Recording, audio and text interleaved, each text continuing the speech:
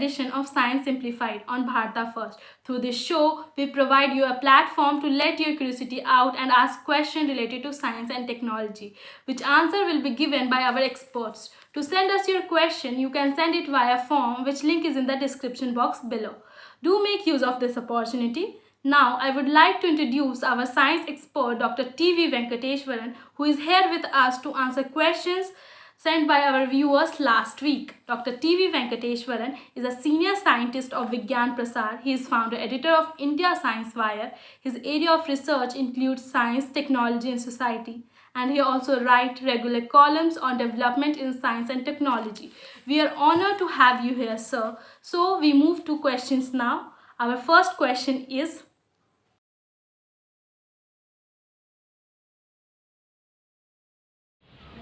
Jai Hind. Myself Syamdan Charan from a village called Chanwala in Bikaner district of Rajasthan. My question is, what is space-based internet? What are its prospects? Will this mode of internet replace the current mode of internet, I mean internet through optical fibers, in near future? Thank you. It's a very interesting question. Let me share a presentation that will help us understand. For example, Skynet is a effort that is being now put on for providing space-based internet. Basically, the way it is supposed to work is that you have to have a low Earth orbit train of satellites. Which will be roughly around 180 kilometers or 200 kilometers from Earth. Closer to Earth. Maybe about 400 kilometers to Earth. It will be a train of satellites, and then on the ground you will have gateways and also mobile, let's say towers. Okay, mobile towers like this. So the gateway can send the information. Let's say from gateway can be uh, in systems where huge data is present, servers and that kind of stuff. And then the mobile phone directly, or let's say a rooftop antenna directly, or a mobile tower can be linked to this train of satellites. So you can imagine it something like this. Let's say, for example, you are traveling in a car and you are using your mobile, okay, and you are accessing internet. Then what happens is that when you move from one mobile tower footprint to another mobile tower footprint, there is a seamless connection, right? So now imagine that your car is not moving, but let's imagine that, for example, the mobile towers are moving. Still, it will be same, right, from a physics point of view. So instead of actually cell towers, you cannot make it move. I can put satellites above us, in the space, which can move, right? So then that can provide internet much faster, much with much speeder connectivity and better bandwidth. That's what, and also every part of the earth can be covered. There'll be no spot where you would say that there is no internet connectivity. That's the kind of way people are looking at it. Okay, so it's basically a train of satellites, nano satellites, in fact, or small satellites, which will be at low Earth orbit. Today, most of your communication satellites are at geostationary orbit, something like about 38,000 kilometers away from Earth. Not that far. About 400 kilometers. That's what people are looking at.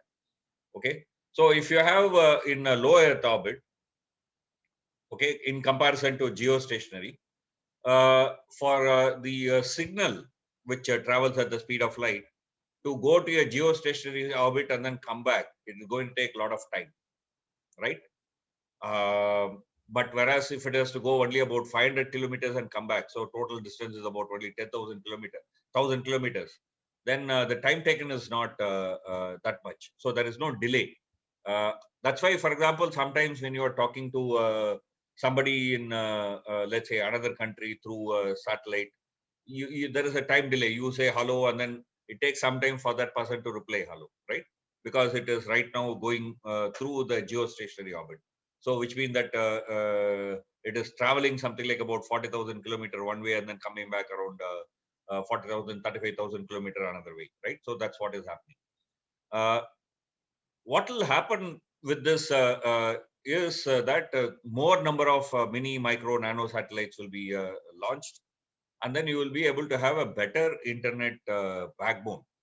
Will it remove fiber optics? Maybe not. Maybe at the tail end, maybe the fiber optics will still work. Okay, but with this, even difficult terrains, terrains on hilltop and various places can be connected. High seas, for example, today, if you are in a sea, then it's not very easy for you to have communication, right? But then now you can have communication. So almost all over the world, you will be able to cover with this kind of that's the perspective in which people are working.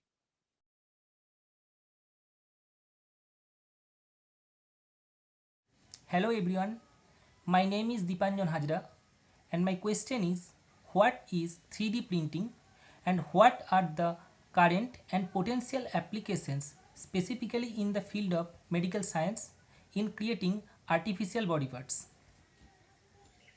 It's a very interesting question. I mean, let's first look at what are the manufacturing processes. Okay, there are three manufacturing processes as of today.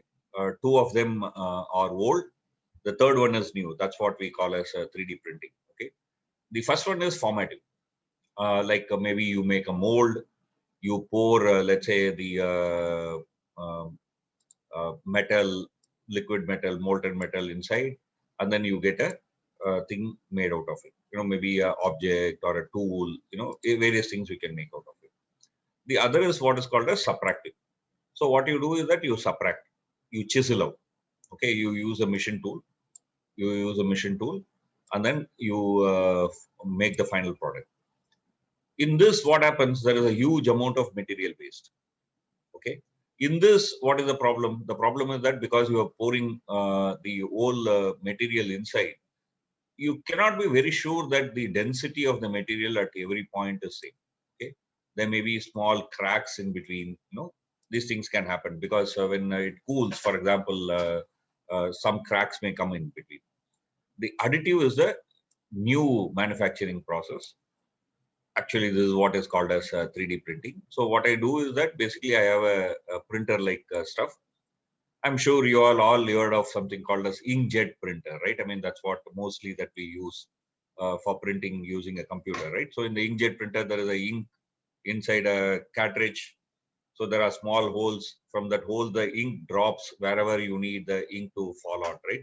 In the same way, I can have a well in which I have the material, whatever material that I want, and then I can put it layer by layer. When I do that, I can not only use one material, I can use multiple materials. So one layer can be one material, so another layer can be another material, or inside the layer, in some part, I can have another material. So I can create a composite also using a additive manufacturing process. This is actually what is called as 3D printing. So like say, for example, basically it's like you are preparing it layer by layer. So like, for example, this sculpture puzzle. Okay, so you have this kind of pieces, individual pieces. So if you stack them properly, you will finally get this sculpture. So what I do is that I make all this individual thing, and then I stack it. And of course, there is a way I stick it. Okay, so actually you don't make it separately and then do it, but the printer itself will print each of this layer, whatever thickness that we want. That's what essentially a 3D printer is. So for example, if you are looking at an object like this, okay, this cavity is not very easy to machine using the tool, that subtractive printing that I talked about. Okay, the base cannot be machined. Okay, the sharp feature are not very easy. Okay, but if I'm doing it through additive manufacturing, because I'm making layer by layer, I can very easily do it. I mean, this is, for example, one of the 3D printing equipment where on the side you have a computer. So this computer actually generates commands like what layer, how much thick it should be, what should be the shape of that layer, and so on. And then each layer by layer, the machine actually pours, and then you get the final product. And this is a compact 3D printer, okay, for producing something which is like a, let's say, a toothbrush or a pen and so on. So this is a 3D printing, one kind of a 3D printing equipment. I mean, there are many kinds. This is what essentially it's a 3D printing. So basically 3D printing is a additive manufacturing technology, which then enables us to produce objects which are complex. Okay. Now, so the second part of your question is that how it is useful in medical. So let me just again share and then show you one or two examples of how it is used. For example, in 2012, when a person needed a transplant, I mean, because of the accident, the person's in Netherlands, a person lost his jaw, and then you have to build a new artificial jaw. So what they did is that they actually did a 3D scan of that person, and then they got the shape of his jaw, and based on that shape of the jaw, they produced exactly a very fitting jaw, artificial jaw, using a 3D printer, and then the person was fitted with that. Okay, it was produced by a manufacturer called Layer Wise. Okay, so this happened in 2012. Right now, they are all in experimental process like this. Okay, demonstration process. Wide use is yet to come, but will soon come. So this is one example. The second is, for example, when you want to make vascular networks. For example, there is a loss of tissue, okay, for maybe burn or whatever it is, and you are trying to grow that tissue. Inside that, you need to create a vascular network. Only then the bloods can flow into the tissue, and then the tissue can be alive, right? So they have used, for example, a 3D printer to make this. So one of the things that you need to understand is that when you are using a 3D printer, it is not necessary that you are going to use what we usually think of as construction material or tool making material, metal. You can use multiple material. You can use polymer. You can use biological products. Okay, biological product. Protein is a kind of. I mean, some proteins are like polymers, right? So you can use multiple products in the 3D printing, and then we can get very nice stuff.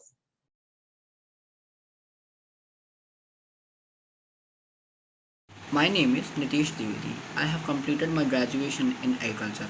My question is, how are antibodies formed?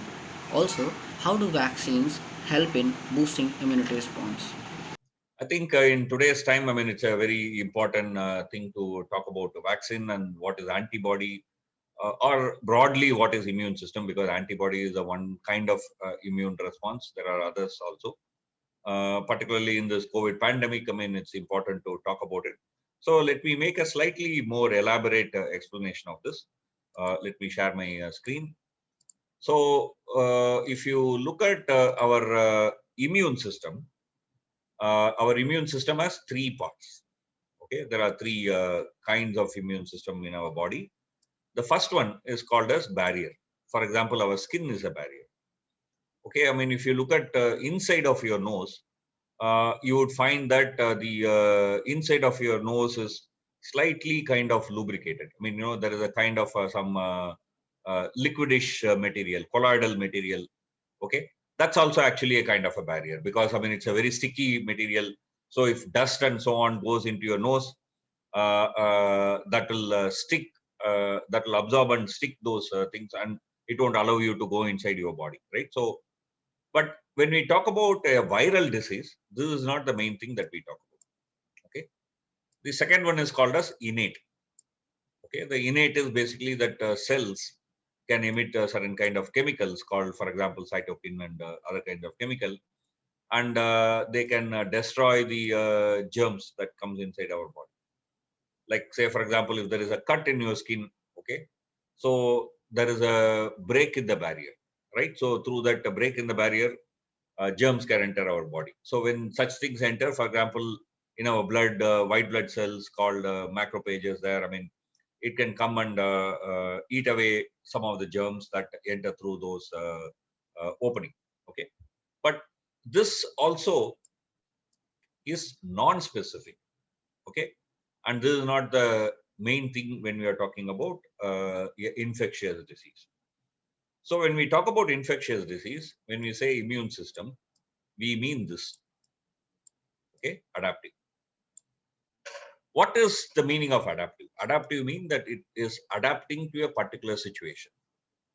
Well, right now it is very hot summer. I'm wearing a cotton cloth. Okay, I'm in Delhi. So come December, it's going to be really cold, and I'll be wearing a woolen. Right. So I'm adapting to the external environment. Right. In the same way, our body also produces immune response adapted to the germ that is infecting us and causing disease. Okay, that's what is the immune system. When we generally talk about immune system in our everyday life, we don't mean any of these three. We think staying healthy, meaning that you have enough energy in your body, there is no deficiency, like say for example vitamin D deficiency or vitamin C deficiency. They are very important, because if your body is going to have less energy, then that less energy, only a very less part will be available for the immune system. Okay, so we need to have nutritious food, well balanced food. But beyond that, food is not going to make change in the adaptive system. Please understand this. Just because you ate a particular thing, particular food for food material or herb, that is not going to produce adaptive immunity. Okay, so let's understand what is adaptive immunity. Okay, you have heard of this word called antigen, right? So if you look at my face, I mean, if you look at my nose is longer. Okay, some of you might have, for example, dimple in your face when you smile. Some of you might have curly hair. In the same way, the germs also have on their top part certain structures because of the proteins that is inside it. Okay, the proteins also will have a structure. So these structures, specific structures, are called as antigen, and they will have a particular structure. Our body produces something called as antibody, which has a complementary structure. So which means that it can come and fit here. Okay, it can fit here. In a very similar way, like for example, antigen, you can think of it as a nut, and the antibody as a spanner. Okay, you can imagine antibody as a spanner and antigen as a nut. So let's say, for example, if there is a car mechanic, the car mechanic would be dealing with different kinds of car, right? I mean, there may be Ambassador car, there may be a Fiat car, there may be a Maruti car, there may be a BMW. Okay, so the person, the car mechanic shop would have to have a set of tools for all these different vehicles which comes to that person's garage, right? Okay, in the same way, we are also exposed to multiple pathogens right from our birth. I mean, we are exposed to huge number of pathogens, and like you have different kinds of nuts, and then for each of them you have a specific spanner, right? For each of them you have a specific spanner, right? In the same way, we also encounter multiple pathogens, and our body has, your body has right now, my body has right now, close to about 25 billion T cell. Okay, T cell is one kind of a adaptive immune response, and similarly 10 billion B cells. What does it mean? Suppose if there is one particular pathogen, let's say one particular virus, there is a very specific antibody to that virus. Okay, and if there is another virus, this antibody will not do anything to this virus mostly. So you need to have a specific antibody to this virus. Okay, so like that, for every pathogen that we encounter, our body has to produce the right fitting antibody and T cell response. And that's why we have this many types. I'm not talking about number. Remember that. These are all 25 million types, different kinds of T cells. 10 billion different B cells, not 10 different numbers. Okay. Yeah. Why we are having this? Because right from our birth, we are encountering pathogen. Last time you had a cold, maybe it was one bacteria or a virus. Your body would have produced such a immune response. It would have created a T cell and B cell. Okay. Suppose if the mechanic encounters a new car, okay, a car that the person has never seen in his life till then, and assume that that car has a nut of completely a different shape. None of the spanner that the mechanic has would fit this nut, right? So now the car mechanic is flabbergasted, right? So he or she doesn't know what to do. That's exactly what happens when our body encounters a very new kind of virus like coronavirus, novel coronavirus, okay, which emerged only about a year ago. Okay, so when our body encounters, it doesn't know what to do because none of the antibody that we have fits this. Okay, so what does the mechanic do? The mechanic will go to the next door hardware store and find out if there is a spanner for this. Maybe not. Maybe he'll go a few streets away. Maybe we'll go to the end of the city, or maybe go to the nearest city, okay, or maybe order through Amazon. So till the right kind of spanner comes to that mechanic, the mechanic can do nothing with this car, right? In the same way, what happens is that when you encounter a new virus, our body is not able to do it. We saw, I mean, I showed you the picture of the antibody, something like Y. Not all of them are like Y, but for simple purpose, let's understand one of them called Y. In that, the arms are changeable. Okay, it can vary. It's variable. Okay, that's what brings in the adaptiveness. Okay, so it slowly changes when it encounters a new virus. Okay, like for example, there is no affinity in the beginning, and there is a low affinity, and then there is a high affinity. So the evolution takes place like this. Okay, the antibody evolves like this. Slowly it changes itself, and when the affinity, it's this called as affinity maturation. So when you have the high affinity to antigen, when the antibody has high affinity to antigen, it's like, for example, you're having the right kind of spanner. Okay, so when you have the right kind of spanner, then the mechanic can open that car, right? In the same way, when you have the right kind of antibody, we are Q. There are three kinds of this adaptive immune system part in our body. One is called as antibody, B cell. Okay. The other is called T cell. The T cell actually identifies and attacks cells in which the virus are there. Okay. Whereas B cells attack cells, viruses which are outside the cell. Okay. And then there are also macrophages and cytokine, which are also helpful in neutralizing the virus. That's how our immune system is built, right? So once you find the right kind of spanner, the car can be opened. So once a right kind of antibody matures in our body, we are cured of, for example, COVID, okay, or this viral, this kind of infectious disease, okay. So a vaccine is like attempting to introduce this antibody, or rather make our body produce this antibody, right kind of antibody, before you get infection. Let's say in the same car example that maybe the mechanic came to know that such a car is coming to the market. Okay, and the mechanic is forward thinking. So he or she is not waiting for a event to happen and learn from it, but is reading, let's say, the trade journals and know that a new car is coming, and also finds technical details that the new car has a particular, let's say, nut for which he or she does not have the right kind of spanner. So using that photograph or using the technical manual, that guy goes to different hardware stores, finds the right kind of spanner and keeps it. Okay. Now imagine the new car comes. Now the mechanic will waste no time. Immediately the mechanic will be able to open that car, right? In the same way, vaccine, we introduce a small part of the virus inside our body. For example, in COVID case, usually it's the spike protein. Once it is introduced, our body will think that we are attacked by virus, and the whole antibody maturation will take place. T cell, B cell will take place. So once it takes place, then our body has that tool.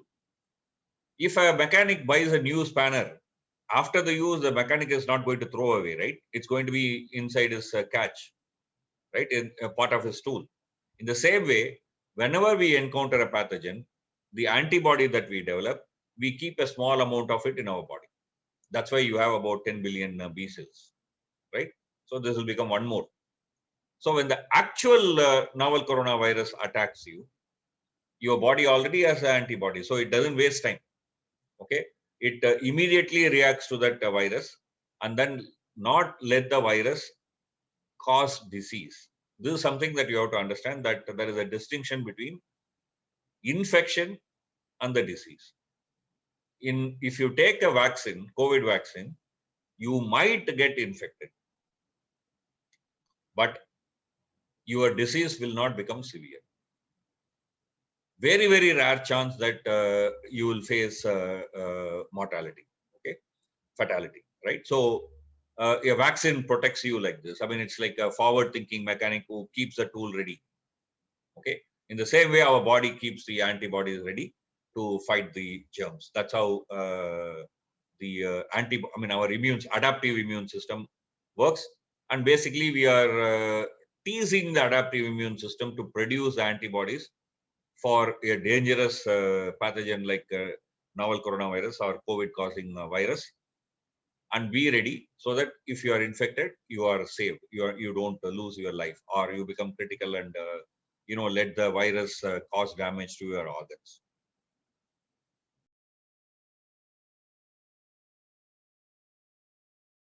Hello everyone, I am Vidhi Agrawal. I am an engineering student. My question is, how can we leverage artificial intelligence in drug discovery?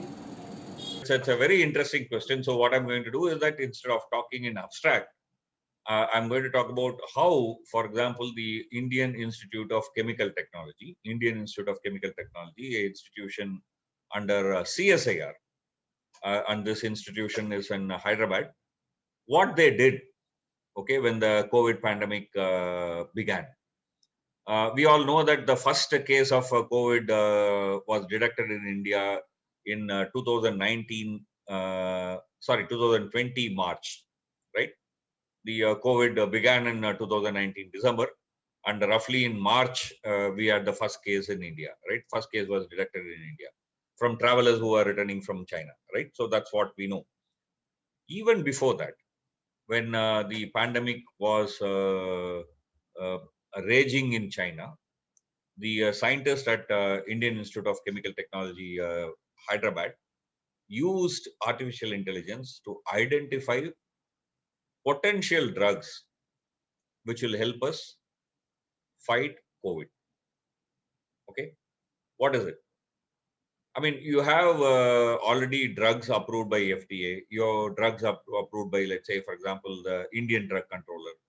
And there are drugs which are approved by, for example, the Japanese drug controller. Okay, so they collected all these drugs which have been approved by, let's say, reliable drug controllers of different countries, some top 4-5 countries. The institution got something like about 4,000 molecules. Okay, 4,000 molecules. Drug is nothing but a molecule, right? Sometimes a combination of molecule, but basically molecules, right? So they collected all the information about 4,000 molecules, and they started looking at the structure of that molecule. Looking at the structure, its chemical composition, and for example, the structure of the coronavirus, and the way, for example, it interacts in our body. They identified potential drugs which can inhibit the disease, COVID disease. Let me show some pictures and then explain. That will be more clear. Okay, let me share the image. Give me a second. Yeah. So if you look at the life cycle of a novel coronavirus, okay, the COVID causing virus, the first step is that it attaches to the spike protein. Okay, that's the first step. right? And second, after attaching to the spike protein, the virus enters, okay? And then it does something called as a uncoating, meaning that it is removing its top part, and then it is becoming part by part, okay? It's called uncoating, okay? And then the viral genome is released. Once the viral genome is released, the viral genome is read by our ribosomes, and copies of various proteins are made, okay? And the copies of viral genome is made. And all this material which are produced inside our body are again packaged, that is, it's assembled, and then a new virus comes out of our body. This whole process takes about 10 hours, okay? In 10 hours, one virus that comes inside goes out as 1,000 virus. So it makes 1,000 virus in about 10 hours. Okay, so that's what infectious disease actually mean. Okay, so this is what is happening. So now, through studies, by looking at the structure of the chemical and so on, people found that some of the chemicals can play a role in each aspect of this virus. Like, say, for example, chemostat, one chemical, they found that could inhibit the binding of the COVID with the ACE2 receptor. So you stop the virus at the doorstep. Don't allow it to come inside. That's what this drug is expected to do. How did they find? You look at the chemical structure of this, you look at the chemical structure of this, you look at the physical structure of this, you look at the physical structure of it. You look at what kind of impact this has on, this chemical has on the human physiology, and what impact it will create on the binding here. From this, you make a guess that perhaps it will help. Of course, when actually we did a test on this drug, we found that it did not work. That's a different issue, but that's how you identify potential. Otherwise, how will you try when you can't try 4,000 drugs, right? So you can try only few. That's how you can do experiment. So in that experiment, you have to choose few, right? So which one to choose? So that did not work. Okay, let's assume that you can't stop the virus at the doorstep. So the virus has entered your body. Now the virus has to remove its coat, remove its footwear, I mean, figuratively speaking, before it can release its genome into the cytoplasm, our cell cytoplasm, right? So can you stop the virus from removing the coat? Meaning that, can you stop the virus from staying same way? If you make the virus stay the same way for a quite long time, okay, then the virus will degrade. Okay, so then it won't cause any problem for us. So that is where, for example, medicines like chloroquine, hydrochloroquine, and erythromycin were expected to play a part. That's also again we found through the artificial intelligence, using artificial intelligence. Okay, so that's uncoating. Then now, the third important thing is that the virus has to make its parts. Like, for example, if you want to make a car, you have to make the engine, you have to make the door, you have to make the seat, you have to make the wheel, and then assemble, right? You have to make all of them separately. Like that, if you have to make a virus, then you have to make the parts of the virus. Like it's a membrane protein, it's envelope protein, it's spike protein.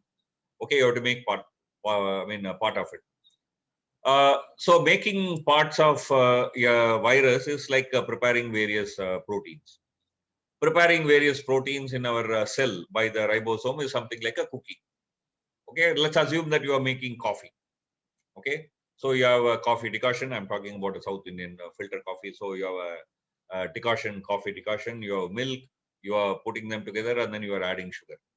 But what I do is that instead of sugar, in the container labeled sugar, I put salt. So if you are new, what will happen? You will use that salt. With salt, can you use the coffee? Coffee will become waste, right? So in the same way, these chemicals, remdesivir and favipiravir, okay, these two chemicals are actually called as analogs. Basically, it looks like sugar, but it is not sugar, it's salt. Okay. In the same way, the chemical building blocks of the virus, they look like a building block, but they are not actual building block. Okay. So if you put them and build that protein, the protein will not get fully built. It will not become mature. It will not become active biologically. So such chemicals were identified. Okay. So this is how, for example, for the COVID, the Indian Institute of Chemical Technology developed material. So it's basically like this. There is a compound collection. Okay, from various studies, you know that what kind of action it can cause. Okay, so then you need to know how you have to design this chemical, this kind of molecules, and then you have to find out what kind of this kind of a molecule will have impact on us. Okay, all this in different areas. You can use artificial intelligence to find out right kind of molecules for a particular disease that or particular aspect of disease that you are looking at. So if you are looking at the drug discovery using artificial intelligence, people use this lock and key analogy to explain it in a very simple way. Okay, so a key is a small molecule. Target is the lock. So if you have the correct fit, okay, that is, if your key correctly fits the target, that is lock, or your drug actually correctly fits the drug target, then it'll react, and then you have the drug. Okay, so then how do you find?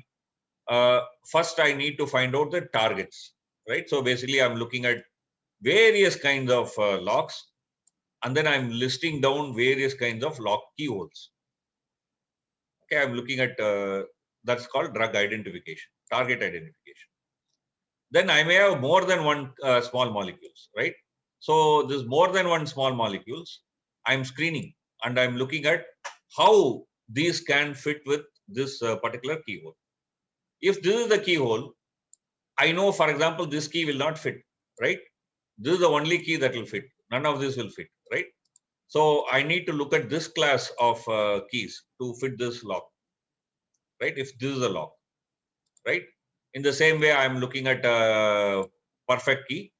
That is basically, I have discovered a drug which can fit.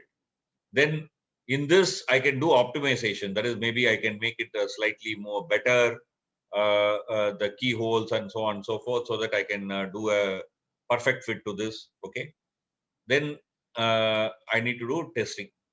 In each of this, the artificial intelligence will come into play, because there are huge amount of data which you have to shift and then find out which one is having the potential. Of course, finally you will have to test it on the ground, but you can't test 10,000, right? So you can test about 10. So which 10? In choosing that, the artificial intelligence help in drug discovery, right? So that's how artificial intelligence is used. Thank you.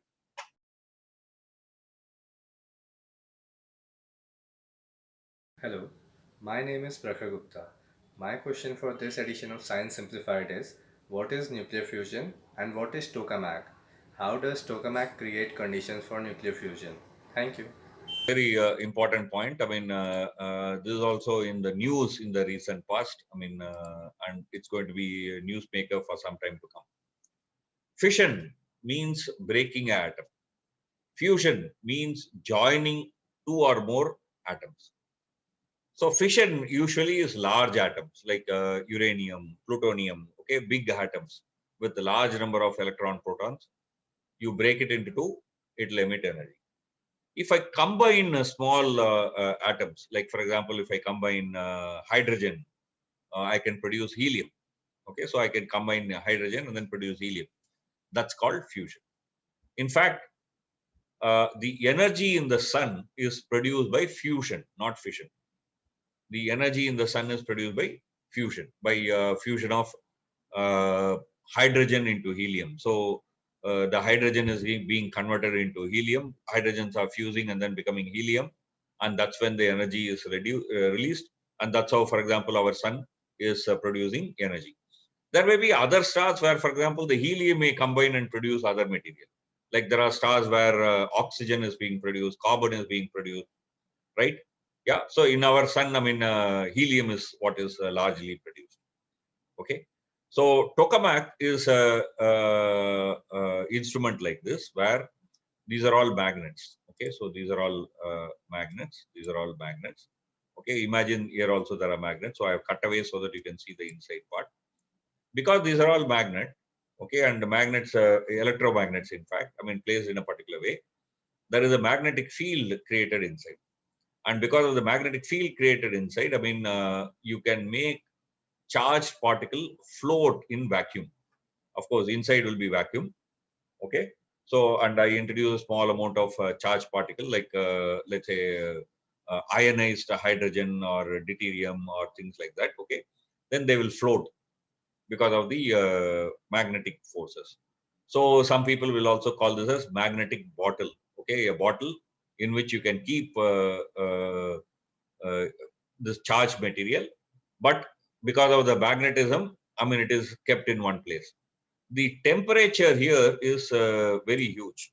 Okay, lakhs of degrees temperature. Okay, so that's why this cannot touch the wall. The moment if it touches the wall will melt. Okay, so that's why you need to keep in this kind of a magnetic bottle. Okay, so when you create like this, I mean, the material will be going around. So in that, when they go around like that, you can make, for example, two hydrogen atom collide with each other. When they collide with each other, they will combine. That they will fuse, and then the energy will be reduced. That's how, for example, a tokamak will work. I mean, this is a tokamak. Okay, this is the first one that was constructed in Soviet Union long back in 1960s. I mean, the current Russia, 1960s, and that's where the pioneering work started. This, for example, is a tokamak, a small tokamak in Germany. Okay, I visited there. You can see here through this hole the plasma inside. Okay, uh, plasma inside. That's where the reactions are supposed to be taking place. Of course, this tokamak was experimental, so they were not making the reaction, but they were studying the plasma. I mean, how the plasma behaves and so on. So this is the same tokamak. I mean, you can see this. This is the inside. When you look through, you can see the plasma. Okay. So this is how it will work. I mean, by heating the plasma, you make the fusion inside. The fusion will produce a lot of heat.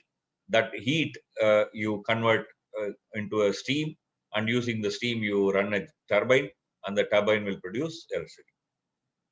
Okay, basically you will get a lot of heat energy out of this tokamak, and that's what will be used for producing electricity.